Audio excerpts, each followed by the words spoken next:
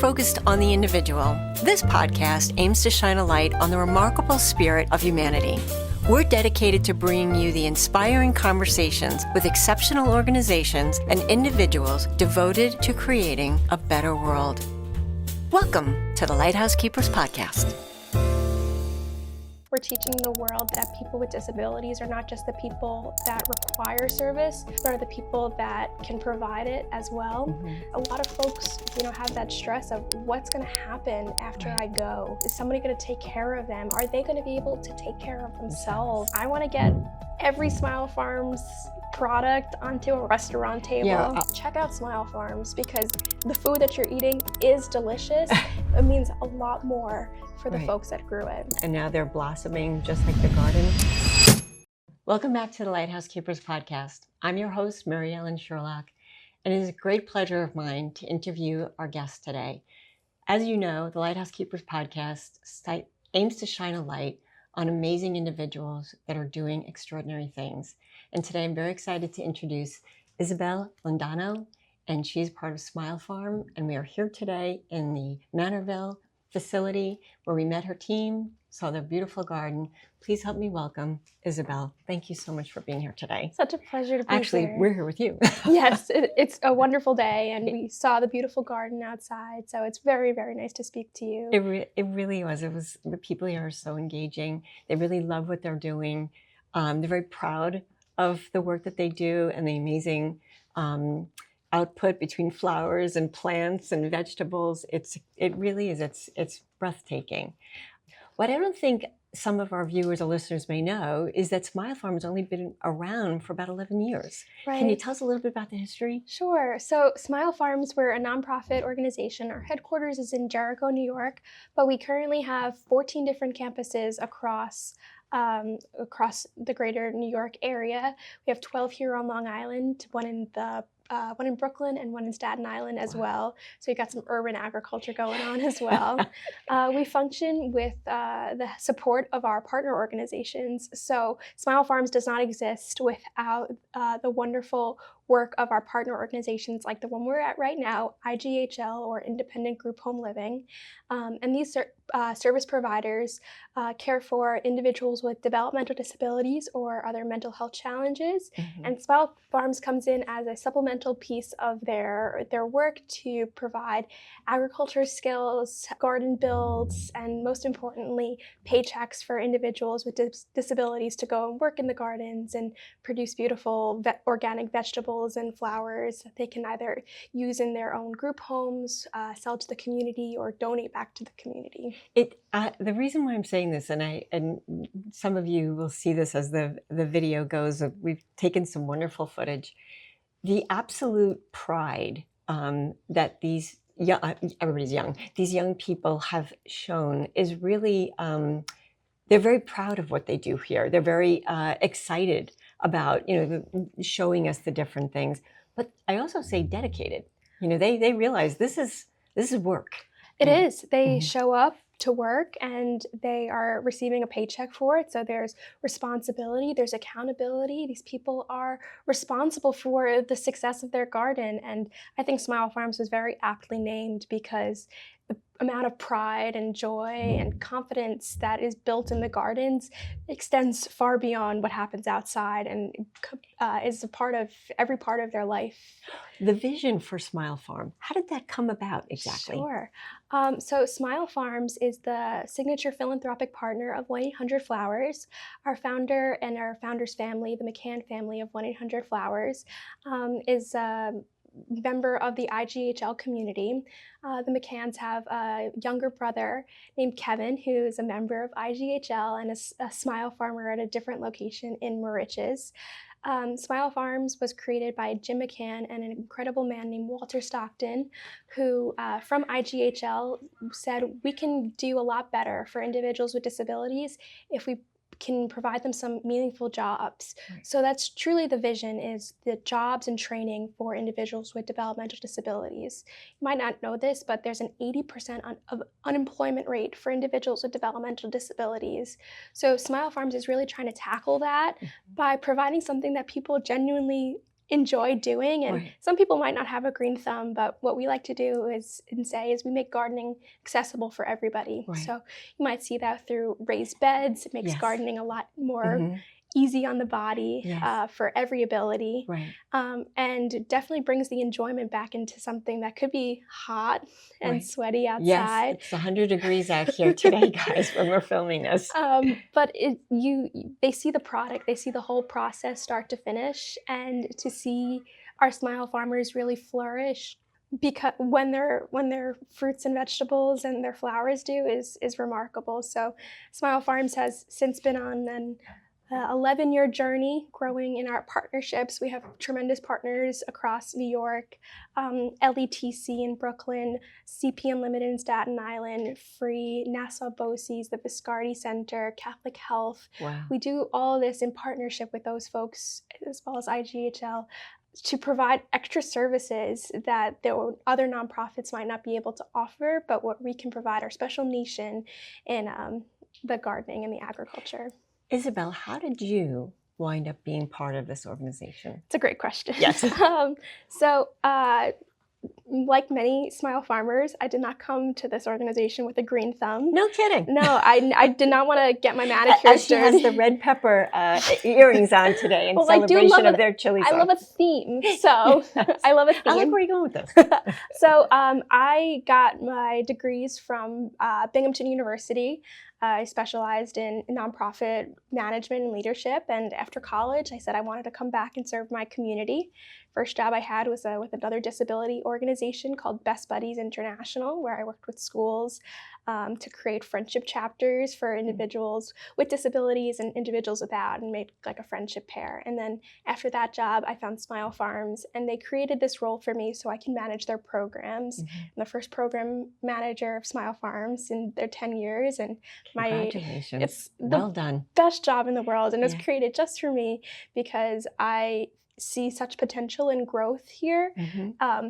Puns are, you can't get away from the puns with Smile Farms. Right. So the way that the programs have grown, I find is very relatable to my own journey here into Smile Farms. Yeah. My garden at home is also, like, I take a lot of... It's a work in practice? Oh, of course. And I take a lot of the expertise that I've learned from my visits and from working with the Smile Farmers and our farm managers and apply it to my own gardening. And today I had my first strawberry. Right. Oh, that's fantastic. So it's very full circle, and we are all learning all of the mental health benefits to being outside in nature, connecting with gardening, and truly the most awesome thing is to see something grow from seed to plant to harvest, and then it's on the table. So the whole life cycle is what we get to share with individuals. The part that we don't see and our viewers and listeners don't know is, while it is beautiful, I don't even imagine. I know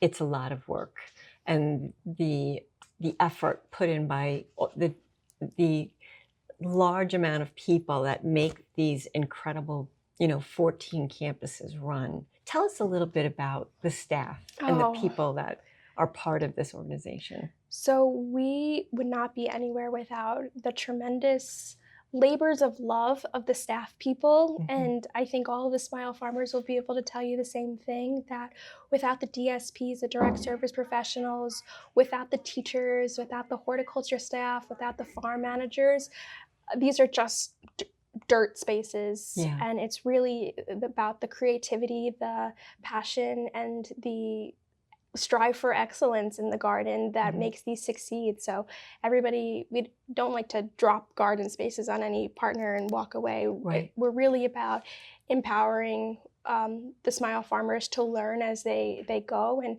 we talk a lot about the transition of people who are just starting at Smile Farms, the individuals, and how they might start as like, I don't really want to get my hands dirty and I don't want to do this. And then they kind of like build a little bit more confidence and will start be able to take direction, or maybe a little further on, they might be able to teach somebody else what to do in the garden.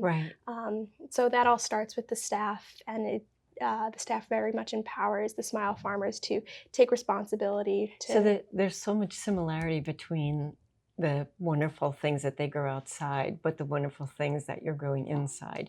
The opportunity to grow someone else's, or let them learn their own potential Definitely. and to actually become part of something. And I know I spoke to Jamie and he was like, no, this is, I really like being part of this. I'm very proud of what I do here.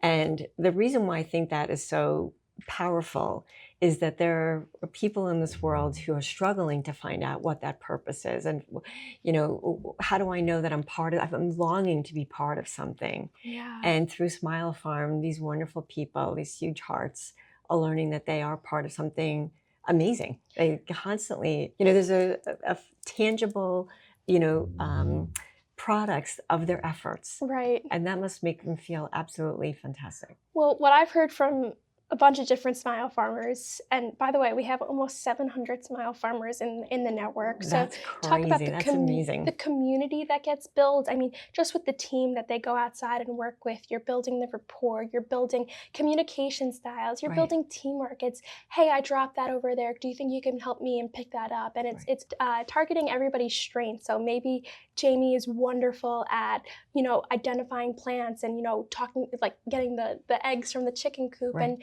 maybe Russell is better at collecting everything that's harvested. So we really try to make sure that everybody's skill is valued for what it is, that everybody gets the chance to shine and to succeed, and everybody is valued for their work. And I'm sure they also told you that they receive a paycheck now, which I'm like, score, guys, well done. You should. They work very, it's very hot out, but the way that they've tended the gardens, they're beautiful. They're absolutely stunning. The community, like you said, I'm a part of something bigger than myself, and somebody cares about my contributions. My favorite thing to say is we're teaching the world that people with disabilities are not just the people that require service, but are the people that can provide it as well. So these are folks that are growing vegetables to share with their neighbors, to share with their community members, to put into their group homes and make salads and make, fresh vegetables to go along with their meals. Like the health benefit and the personal growth and joy that comes out of the garden. The return on that investment is pretty substantial. Is there anyone or maybe a few individuals that started here at IGHL that you're like, these individuals, I've literally watched them blossom? There are so many stories, but I have to tell you what's kind of cool is about the individuals that you just met they're kind of new to Smile Farms. No kidding. Yeah, wow.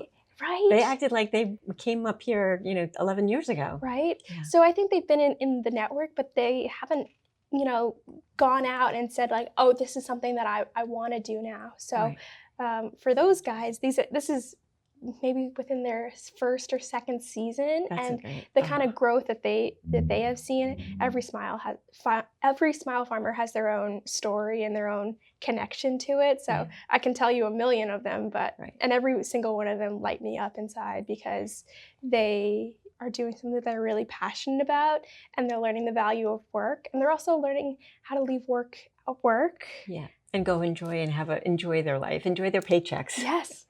There's a wonderful saying, you throw a rock in a pond and it has a rippling effect.